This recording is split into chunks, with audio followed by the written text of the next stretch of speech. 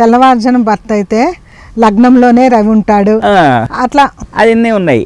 అందులోనూ ఉన్నాయి, ఇందులోనూ ఉన్నాయి. క్లూస్ అర్థం చేసుకుని చదవాలి కానీ ఎంతసేపు ఫ్యానటిక్గా పోకూడదు అనమాట. ఈ యంగ్స్టర్స్కి టిట్ బిట్స్ కావాలి, ఇది బట్ కానీ యంగ్స్టర్స్ బాగా ఐక్యూ బాగుంది, వాళ్ళు బాగా చూస్తున్నారు, అందులో అనుమానం లేదు. అది ఇవన్నీ క్లూస్ అనమాట. అందుకని బర్త్ టైం రెడ్యుకేషన్ అట్లాగా ఉంటుంది, ఈజీగా కన్ఫ్యూజన్ లేకుండా. తర్వాత మీకు వేదిక స్ట్రాటజీలకు వెళ్ళేసరికి వర్గా చార్ట్లు 16 చార్ట్లు వేసుకోవాలి. షోడశ వర్గులు వేసుకుంటే కానీ ఒక నవాంశతో చాలదు. అవును. ఆ 16 చార్ట్ల పని కేపీ సిస్టమ్ ఒక చార్ట్ చేస్తుంది. కేపీ సిస్టమ్ మొత్తం ఒక పేజీలో వస్తుంది. అవును. అంటే sign lord, star lord, sub lord of planets, రాశిస్, భావాసు, కింద మనం సిగ్నిఫికేటర్స్ ఇస్తాం. సిగ్నిఫికేటర్స్ అంటారు కదా. సిగ్నిఫికేటర్స్ అంటాం. ఏమిటి? ఒక లగ్నం ఏ భావంలో ఉంది, ఆ భావ ఏ నక్షత్రంలో ఉంది, లగ్నం భావ లార్డ్ ఎవరు, ఆ భావ లార్డ్కి 3 నక్షత్రాలు ఉంటాయి. మేష లగ్నం ఉంటుంది, మేష లగ్న లార్డు కుజుడికి 3 నక్షత్రాలు ఉంటాయి. ఈ 3 నక్షత్రాల్లో వేరే ప్లానెట్లు ఉన్నారా, అది రెండో స్టెప్. ఫస్ట్ స్టెప్ భావాలాడు, లగ్నాలాడు. రెండో స్టెప్ ఈ లగ్నాలాడు నక్షత్రాల్లో ఎవరున్నారు. మూడోది ఈ లగ్న దాంట్లో లగ్న స్ఫుటం నుంచి ఫస్ట్ హౌస్లో ఏ ప్లానెట్స్ ఉన్నాయి, ఆక్యుపెంట్స్ ఎవరు లగ్నంలో. ఈ ఆక్యుపెంట్ ప్రతివాడికి మూడు స్టార్లు ఉంటాయి. ఆ 3 స్టార్లో ఎవరున్నారు, వాళ్ళు planets in the constellation of the absent. ఈ 4 పాయింట్ సిగ్నిఫికేటర్స్ అంటాం.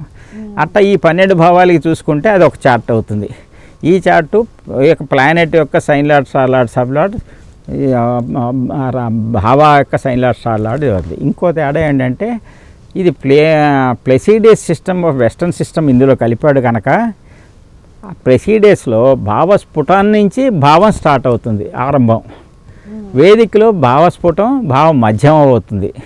ఇప్పుడు ఇందులోని రెండు పద్ధతులు ఉన్నాయి కదా. ఈ ప్లెసిడియస్ పద్ధతి ఒకటి, శ్రీపతి పద్ధతి ఒకటి ఉంది. అది వేదికలో పాదుతాం. శ్రీపతి పద్ధతి వేదికలో చూస్తాం. ప్లెసిడియస్ పద్ధతి కేవలం వెస్టర్న్ వాళ్ళు చూసేది, కేపీలో చేస్తారు. కేపీలో అదే మరి వెస్టర్న్ సిస్టమ్ చూసేదే. ఇప్పుడు కేపీలోని ప్రాక్టీస్ చేసే వాళ్ళందరూ ఎక్కువగా ఉచ్చిష్ట గణపతిని పూజించాలంటారు. అది ఆయన పూజించాడు కనుక వీళ్ళు అలా పూజిస్తున్నారు అంతే. ఉచ్చిష్ట గణపతి ఎవరైనా పూజించవచ్చు, ఆయన మా దేవుడే అనుకుంటానికి వీల్లేదు. ఉచ్చిష్ట గణపతిని ఆయన పూజించాడు కనుక అందరూ పూజించడం, ఆయన బొమ్మ ఒకటి పెట్టుకోవడం, ఆయన మీద గురువు ఉన్నా లేకపోయినా పెట్టుకోవడం తప్ప ఏమీ లేదు. అది ఆయన ఉచ్చిష్ట గణపతి, ఆయన ఉపాసకుడు. అందువల్ల ఏం చేశాడంటే ఆయన ఉచ్చిష్ట గణపతే కాదు, ఆయన గురువు కంచి పరమాచార్య. ఆయన గురువు చంద్రశేఖరేంద్ర సరస్వతి గారు, ఆయన గురువు. ఆయన గురువు, ఆయన ఆధ్వర్యంలో చేసేవాడు. ఆయన రైల్వే డిపార్ట్మెంట్లో ఈ గేట్ దగ్గర రైలు గేట్ దగ్గర సిగ్నల్స్ లాగేవాడు అనమాట. ఆయన ఉద్యోగం అది.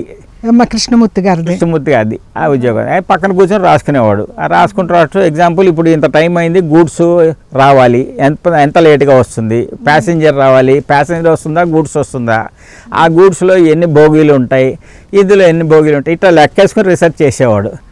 అప్పటికే ఈ నాలెడ్జ్ అంతా ఉంది కనుక, మామూలుగా వేదిక్ కల్చర్ ఇదంతా ఉంది కనుక ఫ్యామిలీలో ఇవన్నీ చూసుకుంటూ ఇంగ్లీష్లో రాసేవాళ్ళు. వాళ్ళకి అప్పుడు బ్రిటిషర్స్ ఇది కదా, ఆ ఇన్ఫ్లుయెన్స్ మీద ఇంగ్లీష్లో రాసేవాడు. ఆ ఇంగ్లీష్లో రాయటం వల్ల ఆయన ఈ క్యాలిక్యులేషన్స్ ఎక్కువ అయిపోయేసరికి అక్కడ ఇది అయిపోయింది అనమాట. వాళ్ళకి లోకల్ పీపుల్కి నచ్చక ఈయన్ని వెలేశారు. వెలేసి ఏదో వచ్చేసి గణపతి ఉపాసనతో చెబుతున్నాడు ఆయన. అవును, నేను చదివాను. ఈ సిస్టమ్ మంచిది కానీ వదిలేశారు చాలామంది. ఈ తర్వాత ఇప్పుడు ఇది ఏమైంది, కేపీ సిస్టమ్ ఎప్పుడు పాపులర్. ఆయన మళ్ళీ ఆస్ట్రేలియా తిరిగాడు, నార్త్ ఇండియా తిరిగాడు, సింగపూర్ తిరిగాడు, మలేషియా తిరిగాడు. అందరూ మెచ్చుకున్నారు ఆయన సిస్టమ్ని, అందరూ మెచ్చుకున్నారు. నార్త్ ఇండియాలో కూడా ఇప్పటికీ ఉన్నారన్నమాట. ఈ తర్వాత ఆయన ఒక అయనాంశ పెట్టాడు, కేపీ అయనాంశ అని. 4 అయనాంశలు 14 మంది ఉన్నారు ఆస్ట్రోనాట్స్. అందులో ఒక అయనాంశది ఈయన పెట్టాడు, ఒక అస్ట్రానమర్ది ఈయన పెట్టాడు, ఒక అస్ట్రానమర్ది బివి రామన్ గారు పెట్టాడు. ఈయన పెట్టిన అయనాంశ న్యూ కాంబ్ అయనాంశ అనేది ఆయన్ని, ఆ అస్ట్రానమర్ అయనాంశ ఈయన అడాప్ట్ చేశాడు. ఈయన అడాప్ట్ చేస్తే ఏమైందంటే మన దగ్గర విఎల్ఎన్ శర్మ గారు ఉండేవాడు, వరంగల్ ఆయన. ఆ వరంగల్ ఆయన మద్రాసు వెళ్ళి ఆయన ఇంట్లో కూర్చుని 15 రోజులు, నెల రోజులు ఇంట్లో కూర్చుని కేపీ నేర్చుకునేవాడు ఆయన. అప్పుడు ఆయన అడిగాడు, ఈయన మా వేలరావు గారు మాకు చెప్పాడు మా క్లాసులో కూడా. నేను ఆయన అడిగాను, నువ్వు ఈ న్యూ కాంబైనాన్స్ నువ్వు ఎందుకు పెట్టావు, నువ్వు వర్క్ చేసావా, వాడు చేశాడని పెట్టావా అన్నాడు. లాహరి పెడితే తప్పేమిటి అన్నాడు. అప్పుడు వాళ్ళిద్దరు ఘర్షణ పడి ఆ రోజులో ఎలవ్ చేసేవాళ్ళు డిస్కషన్స్. కృష్ణమూర్తి గారు ఇప్పుడు ఎలవ్ చేయరు, టీచర్ ఏం చెప్తే అదే చేసి, నువ్వు లాహరి కూడా పెట్టుకో పర్వాలేదు, సబ్బులు మారవు లాహరి పెట్టినా సరే అన్నాడు. సరే అని చెప్పి సబ్బులు మారవు కనుక సబ్బులు పెట్టుకోమని ఆయన చెప్పాడు. ఆయన చెప్పిన నార్త్ ఇండియాలో చెప్పాడు, సింగపూర్లో చెప్పాడు. ఆయన కూడా నార్త్ ఇండియాలో కూడా ఇప్పుడు లాహరి ఐనాన్స్ పెట్టి కేపీ సిస్టంలో చార్ట్ వేస్తారు. నేను అదే వాడతా. ఇప్పుడు 2002 కాడ నుంచి నా ఐనాన్స్ లాహరియే అవుతుంది, కేపీ సిస్టమ్ వేస్తా. ఇప్పుడు మామూలుగా కేపీ మనకి అన్ని యాప్స్ అన్నీ వచ్చేసాయి కదా, ఆ యాప్స్లో కూడాను కేపీ ఐనాన్స్ అని కూడా ఇస్తారు. కావాలంటే మనం దాన్ని సెలెక్ట్ చేసుకోవచ్చు. మనకు ఆప్షన్ ఉంటే మార్చుకోవచ్చు. ఇప్పుడు కంప్యూటర్లో వచ్చినాక కేపీకి చాలా ప్రసిద్ధి ఎక్కువైంది. ఇదివరకు కేపీ చార్ట్ వేయలేక కేపీ మంచిది కాదు, వేదికే మంచిది అని అయ్యేవాళ్ళు. ఇప్పుడు ఆ కంప్యూటర్ ఆప్షన్ వచ్చినాక ఆల్ ఓవర్ వరల్డ్ ఫేమస్ అయిపోయింది అనమాట. ఫేమస్ అయిపోయి ఇప్పుడు లాహరి ఐనాన్స్ నేను పెడతా, కేపీలోనే వాయిస్తా.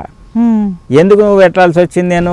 నేను కేపీ చెప్పచ్చు. నా పుస్తకంలో కొన్ని కేపీ ఐనాన్స్తోనే ఎగ్జాంపుల్స్ ఇచ్చా ఒరిజినల్ సిద్ధాంత ప్రకారం. కానీ లాహరి ఐనాన్స్ నేను వాడతా ప్రాక్టికల్లో, నా సెషన్స్లో, కౌన్సిలింగ్లో క్లయింట్స్కి లాహరి ఐనాన్స్తోనే కేపీ చార్ట్ ఇస్తా. లాహరి ఐనాన్స్తోనే వేదిక చార్ట్ తయారు చేస్తా. ఎందుకంటే దశాభుక్తులు మారుతాయి ఐనాన్స్ మారిస్తే. అవును, అది బట్ క్లయింట్ అడుగుతాడు వెంటనే, ఇందులో గురువులో ఎక్కువ వేసేస్తారు, ఇందులో గురువులో రవి వేసారంటే అంటాడు. అని మరి వాడు ఏం చెప్తారు మీరు? వాడికి సిద్ధాంతం చెప్పలేం కదా, మీరు అనేది కరెక్టే. అందుకని తర్వాత వాడు ఇది తీసుకెళ్ళి ఎక్కడన్నా చూపించుకోవాలి, అడగాలన్నా వాడికి ఇన్కన్వీనియన్స్ ఉండకూడదు. మనకి సబ్జెక్ట్ చదివాం కనుక మనం అడ్జస్ట్ చేసి మాట్లాడేస్తాం ఏదో ఒకటి, అది కాదు. అందుకని యూనిఫామిటీ కావాలి. అందుకని నేను లాహరి ఐనాన్స్ పరాశర చార్ట్లో వేస్తా, చూసుకుంటా. అదే లాహరి ఐనాన్స్ కేపీ చార్ట్లో వేస్తా, చూస్తా. అయితే భావస్ఫుటాలు భావ చార్ట్ కింద మారుతుందన్నమాట. అక్కడ భావస్ఫుటాలు మారుతాయి కనుక ఇవి మార్పులతో ఈ కేపీలో డెసిషన్స్ ఏమొస్తాయి, వేదికలో డెసిషన్స్ ఏమొస్తాయి, రెండు కొరిలేట్ చేసి నేను చెప్తాను. నేనేం చేశానో వాడికి అనవసరం. నీకు ఆన్సర్ కావాలి, పరిష్కారం కావాలి, నీకు ఉద్యోగం ఎప్పుడు వస్తుంది కావాలి, అంతే తప్ప నీకు నేనేం చేశాను అవసరం. నేను ఇది కూడా ఎందుకంటే దగ్గర పెట్టుకో, మళ్ళీ నా దగ్గరికి వస్తే అది తీసుకురా, నా కంప్యూటర్ పనిచేస్తుందో చేయదో, లేకపోతే ఎవరన్నా ఎక్కడన్నా చూపించుకోపోవని. నేను రెండు లాహరి ఐనాన్స్ కూడా వాడాలి, వాడుతుంది. అది ఇప్పుడు నా బుక్లో కూడా అదే పెట్టా, రాయని ఈ రీజన్స్ అన్నీ నా బుక్లో ఉపోద్ఘాతంలోనే పెట్టాను. ఇవన్నీ కూడా అందరూ ఒప్పుకుంటారు. నాకు ఇప్పుడు ఎవరు అపోజ్ చేయలేదు నేను పెట్టిన ఐడియాస్ అని. కానీ కొన్ని నా బుక్లో కొన్ని కొత్త కూడా కలిపాను. కొన్ని ఎక్కడంటే రీడర్ నెంబర్ 3 గట్టిది అనమాట, రీడర్ నెంబర్ 4, 5 ఉన్నాయి, 6 ఓన్లీ హారరే అనమాట. ఆ రీడర్ ఒరిజినల్లో చెప్పినవన్నీ చాలా మటుకు మా పుణ్యేశ్వరరావు అందులోంచే తీసి చెప్పేశాడు. కొన్ని ఆయన ఎక్కువ చెప్పలేదు, ఎందుకంటే క్లాస్ రూమ్ 6 నెలల కోర్సు 9 నెలల కోర్సులో ఎన్ని చెప్తాడు, చెప్పలేకపోతే నేను దాని తర్వాత ప్రాక్టికల్గా దాంట్లో అవన్నీ చాలా చేసి నేను దాంట్లో ఒక లగ్న బలం ఎలా తయారు చేయాలి, లగ్నానికి బలం ఎలా కట్టాలి, మనం వేదికలో కడతాం లగ్న బలం అని, అట్లా ఇందులో లగ్న బలం ఎలా కట్టాలి, దానికి మీరు పెట్టే ఒక చాప్టర్, కొన్ని చాప్టర్స్ పెట్టుకుంటూ వచ్చా అట్లా.